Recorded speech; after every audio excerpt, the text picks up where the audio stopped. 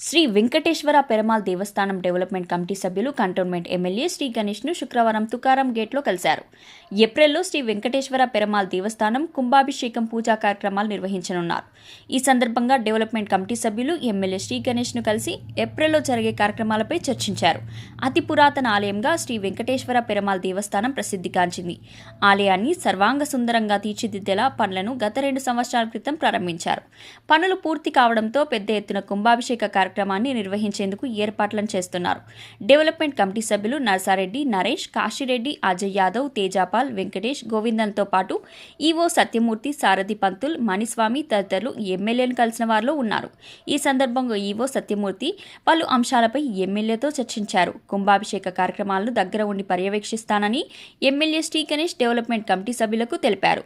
MLA Shri గణేష్కు వేద పండితులు తీర్థ ప్రసాదాలు అందజేసి ఆశీర్వచనం చేశారు.